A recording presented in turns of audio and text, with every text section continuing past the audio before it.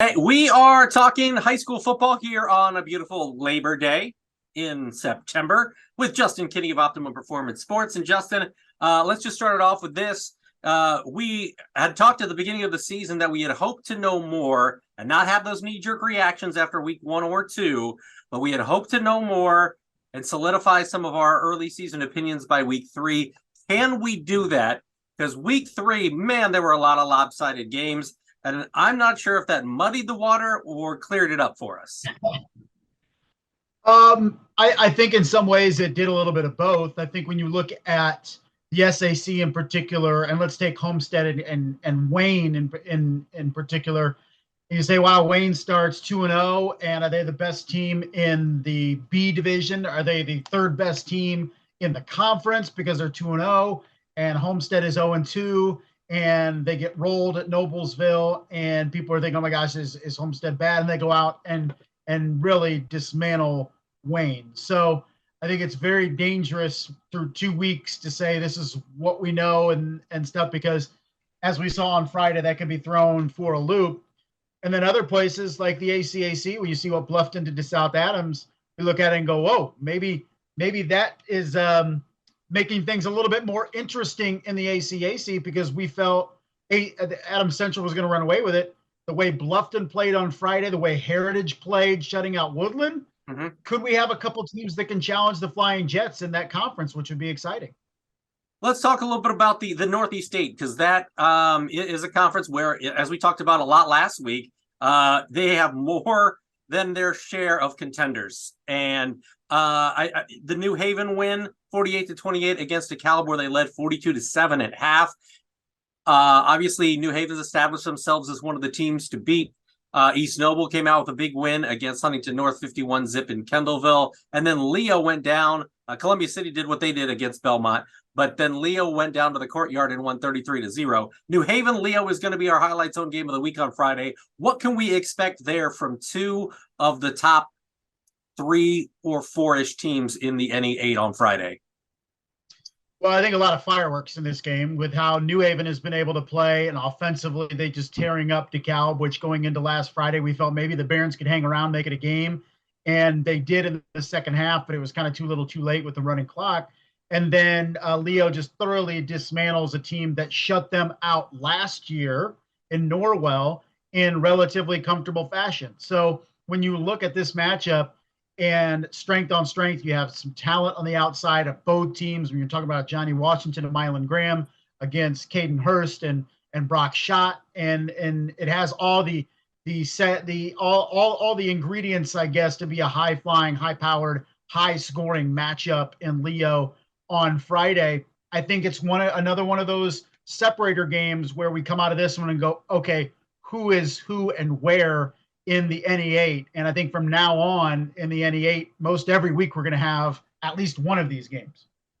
Yeah, what has impressed you most about New Haven? I mean, their offense has come as billed, but in the first half against DeKalb's offense had been passing fairly well, had been running fairly well. And granted, New Haven was the best competition that they faced. But, other than an 84-yard touchdown from Xavier Bell in the first quarter, I mean, you throw that out of the mix, it was 42-0, and New Haven had really had its way through the air. We've been wondering if Donovan Williams would take that step forward and lead that offense with all the weapons around him. And for all you can say right now is he's definitely elevated his game to the next level, I think. Well, he has, and I think that's going to be the key for New Haven if they're going to win this league, is Donovan Williams needs to protect the football and make sound decisions with the football. And he did that against DeKalb. But I think when you look at the upcoming matchups, when you're going to be playing Leo and Columbia City and East Noble, that's what it's going to come down to if these games get close, particularly this Friday, is does Donovan Williams make the right decisions with the football? And then conversely, you look at Xander Brazel on the other side, and you look at the quarterback position with Leo, and can they make enough plays? Can Kyler Decker make enough plays to really extend the defense? Because I think one thing we're maybe overlooking in New Haven is just how good that defense has been through the first 3 weeks of the season. And you said maybe the first 2 weeks they didn't play any teams that can really challenge them, but we looked at DeKalb and say they're definitely going to. And outside of when even talking to the coaches at New Haven said we kind of let up in that second half defensively, before that it was thorough domination. So can Kyler Decker make the right decisions behind center? And Donovan Williams make the right decisions behind center? Those are going to be the two big keys, I think, in this game. If you had to give me a 1 through 4 for the NE8 right now, between Columbia, I'm putting you on the spot, man. And all right, bring it. This will probably change a week from now. This will change again 2 weeks from now. But New Haven, East Noble, Columbia City, and Leo. How would you stack those up 1 through 4 at this point, from what you've seen? Yeah, no, I'm putting Leo 1. I think they have the best loss. They have the best loss of anybody. Kokomo could be arguably a top 3 team in their class. They've played like it through the first 3 weeks of the season. So even though they lost that game, they were up 11, had that game in control, let it slip away. That's the best loss of anybody, I would say. I'm putting New Haven right now 2, and I'm putting East Noble 3, and I'm putting Columbia City 4. And I'm not necessarily saying Columbia City is the worst of the 4. More, I know the least amount about Columbia City. Yeah. I mean, they haven't played anybody really yet to challenge them. And we may not see that for another couple of weeks with Columbia City, that traditionally backloaded schedule of the NE8 they have. So Columbia City kind of gets like an incomplete. If we're ranking them all, you go 1, 2, 3, incomplete, because I really still don't know how good Columbia City is. But I'm going 1. I'm putting Leo, and I know some people will kind of scoff at that, particularly New Haven fans, but I'm saying that loss to Kokomo is more impressive, in my opinion, than any win that New Haven has. All right, let's move on to the SAC now. We got our first taste of the whatever, cross-division games last week. I don't know. But this week we do have some in-division games. So we've got Bishop Dwenger at Carroll, Southside's at Snyder, Bishop Luers at Wayne, Northside at Concordia, and Northrop at Homestead. I really want to touch on the Dwenger-Carroll game because to me, obviously Dwenger fared better against Northside last week. The first 2 weeks, you look at the scores, not good at all for the Saints, but they obviously played up against some really good competition. So, you'd rather have those type of losses at the beginning of the season than at the end of the season. I can tell you that. Right. But what do you see as happening with Dwenger and Carroll? Obviously, Carroll was dominant last week, but Dwenger is certainly better than they were 2 weeks ago. Would be the way that I would put it. Well, I think Dwenger is feeling a lot better than they have all season long today, as opposed to the last couple of weeks. Getting that win on Friday, a hard-fought win, and it was a very impressive win in the sense that Bishop Dwenger did what it needed to do when it needed to in the fourth quarter. Up just a couple points, they get a defensive stop inside the 25, and then they put together a long, sustained drive, primarily on the ground. There was a big 30-yard pass to Carter Middix that kind of opened things up, but by and large, that was a statement drive that was capped by a 5-yard touchdown that eventually put the game away for Bishop Dwenger. They have to feel as good as they have all season long after winning that game. The problem is Northside is not Carroll. And so while you're getting some positivity by getting a win, at the same time, it's a tremendous step up now this Friday against the Carroll Chargers, who are eyeing that week 5 matchup, same as Snyder, but they're not going to overlook the Saints. They're going to come out. They're going to want to control this game from the outset, put it away early, and get their starters out and prep for that big week 5 matchup against Snyder. How much do we know about Homestead and how much do we know about Wayne? You touched on it last week. I really like Michael White, the quarterback at Homestead. I think he's got a really bright future. But how much do we learn about those teams? Because what we saw, I think Friday night, was somewhat contrary to what we'd seen in the first couple of weeks. And also, I think that when we talk about Wayne, we talk about their offense and those receivers and everything that they've got there. But defense wins championships, and they got to be able to stop people. And I think that got exposed on Friday night, and something they'll have to work on. It did, and that was kind of maybe the bugaboo last year with Wayne, is they still had really good offense. I mean, Lamarion Nelson ran over everybody last year. The problem is they couldn't stop anybody. And through the first 2 weeks of the season, they played some teams in Attucks and Northrop that don't have dynamic offenses. And then they run up against a team that, in my opinion, from week 1 to week 9, the team in the SAC that is going to get get better the most between those 2 weeks is going to be Homestead, because they have so much youth on that team, particularly offensively at the skill position. So I think you're looking at a Wayne team that we go, okay, the offense is good, but what's going to happen when they play against teams that are going to challenge them with that defense, and they're going to have to make plays. And it got exposed on Friday. I think you still look at Wayne as the favorite in that B division right now, but I don't think we're as confident in that as we were this time last week. And I definitely know we're not confident saying this is a maybe third best team behind Snyder and Carroll in the SAC after last Friday's performance. I want to touch on this because I was out there and I love the new field at Jack Weicker Stadium. And you and I were both high on what Southside was able to do in the offseason. The coaching hire seems to be the right position. I think Andre Goodwill is going to be great for these guys long term. And then they went down at Marion, and we thought that was a winnable game or a game they would be in. That's exactly how it played out, 22-17, even though they lost. But the last couple of weeks, the South Bend St. Joseph's game, 41-3 at their place, and then the 78 points given up to Carroll. I know it's Carroll, and I know it's South Bend St. Joseph's, who's a pretty good team in their classification as well. But how do they make sure that that doesn't snowball? Because we know that this team can progress, and we think that there's a brighter future at the end of the tunnel. And they've got Snyder this week. So how do you make sure that the excitement that we saw coming into the season isn't quelled this early in the season by some of these losses, which have been a little bit more lopsided, I think, than we thought in the last couple of weeks? Well, it's all about commitment for Southside. And I'm not talking about Andre Goodwill. He's the right guy at the right time. What I'm talking about is coaches. Are they committed to following what Andre Goodwill wants to do and wants to build at Southside? Are the players committed to building something at Southside? Are the parents of the players committed to building something at Southside? Because it's easy to just jump ship and bail when things aren't good. And it happens in this city very, very quickly. Is as much as you are a darling, is you can really fall off. Go ask Northside how that's going right now for them, and how quick things can change, and the thought process or the thinking of your program can be from one year to the next. And that's what Southside needs to battle. Is they need committed kids, they need committed coaches, they need committed parents, right?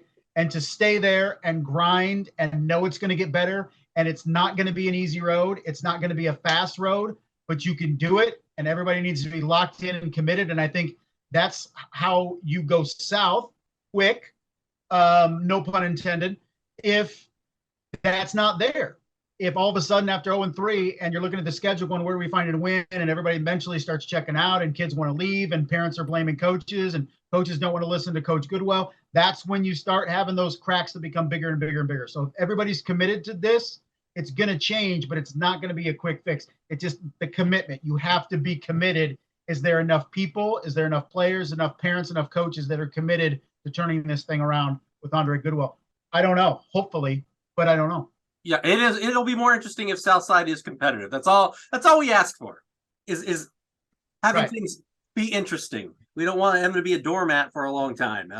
Let's talk about the ACAC, because you got Adams Central at Jay County. AC is obviously going to go in this week as a big favorite. Heritage is at South Adams. That's the premier game in the ACAC this week, I would think. You got Bluffton at Woodland, and then Westell at Southern Wells. You touched on it earlier. What is that gap at this point, you think, between Heritage and Bluffton and Adams Central? Like, how close are they at this point, or do we even know? Because there are a lot of unknowns. I know Heritage has played really well. Kobe Meyer's been great, but the competition level when you're going to take on AC and when you're going to take on Bluffton is going to be a step up from what they've played thus far. I don't really think we know yet what that gap is. I think we want to think that it is smaller than we anticipated at the beginning of the season. But I will tell you one thing is when South Adams has been a nemesis for Adams Central is when they are quicker and more athletic than Adams Central. Because we know Adams Central, if you try to beat them between the tackles and up front, you're not going to be able to do it, right? You need to be able to get out on the perimeter, attack them downfield and on the edges. And Bluffton was able to do that against South Adams on Friday. And it was one of the few times in my memory that I remember South Adams looking like the significantly slower, less athletic team, even when they play Adams Central. So I think if Bluffton can continue that, maybe they have a chance. I think if Heritage continues the way they're playing, maybe they have a chance. Or maybe we're just hoping against hope that somebody can at least challenge Adams Central. And at the end of the year, we're going, well, we hope for the best, but in the end, Adam Central ran away with it. But I will say Bluffton needs to watch it this week, going on the road to Woodland, and it was an emotional win again for Bluffton last week, and you can't allow a letdown because conversely, Woodland's thinking we got embarrassed against Heritage last week, and they want to bounce back. So both teams, I think, are going to come into this one really, at least Woodland, really focused, and Bluffton has to make sure they don't overlook Woodland after what was a really emotional win last Friday. When you look at the NECC this week, you got Angola at West Noble, Prairie Heights at Central Noble, Eastside at Churubusco, Park Tutors at Fremont, Garrett's at Lakeland, Fairfield at Culver Academy, and I think I might be missing one game out of that. But Angola at West Noble. We thought at the beginning of the season this would be a game that could very well determine the big division champion. Angola would like to have some more W's in their win column this year. But West Noble has really proven, especially last week when they went to Eastside and won 41-17, to be the dominant team in the NECC Big Division. Don't you think so? What's your impression of West Noble thus far? So I agree. I just not even the Big Division. I think it's the entire NECC. West Noble's the best team in the conference at large. It's extremely difficult to control the line of scrimmage against West Noble. They're really good. Seth Pruitt has just been tremendous. And they've been able to throw when they need to. It's a very balanced football team. When you look at Angola, there's not a more dynamic player in the entirety of the league than sophomore Hawkins Hasselman. Unfortunately, Hawk doesn't have much help right now around him, and he's having to do things that are amazing, but at the same time, you're looking at it as, should a sophomore have to do all this stuff? Because you would expect them to have some supporting cast around him, which they don't seem to have. So that's the problem with Angola right now in this matchup is Hawk Hasselman can't do it all, and somebody else needs to step up, or a series of people to step up and at least stop West Noble's running game. If you can stop it, and then maybe you have a chance to make it a game. But if you can't slow down Seth Pruitt in that running game, you have no shot against West Noble. And so far, nobody's been able to do it. What are you most looking forward to overall this week as we get into week 4? I mean, we've got a third of the regular season already in the rear view, and we're talking after this week, we're almost halfway through the regular season. We look ahead to week 5, and there's some prime matchup, like huge matchups. But usually how it works out is the weeks that you don't expect much to happen, we may learn the most, or at least one team gets clipped that we didn't think would happen. So I think that's the focus right now, because you have some teams coming off big wins, like Homestead, like Bluffton. You have some teams that have huge games coming up next week, Carroll and Snyder in particular. So it's all about taking care of business this week, whether you're coming off a big win or not. And then, of course, I think every week we're going to start getting a more and more clear picture of the NE8. And this week, the big game, obviously, New Haven and Leo. Can New Haven be that team? Because we've seen this before from New Haven, dynamic offense, but when they play really, really good teams like Leo, what can they do? I think this is a statement game for New Haven if they can knock off the Lions. So I'm looking forward to that. All right. Anything else you'd like to add? No, I just I love being here every Monday. Couldn't do it in person, but it hits just as well doing it over Zoom, my friend. Well, it's unfortunate because last week you wore shorts and we got a chance to see your legs. And that, I mean, you should see the clicks. They just drove it through the roof. So obviously this week is going to be tampered down a little bit in terms of viewership. But what are you going to do? You got to give the people what they want. And that's what we do here on Wayne.com. But for Justin, I'm Glenn, and we'll see you next week right here on Inside the Zone.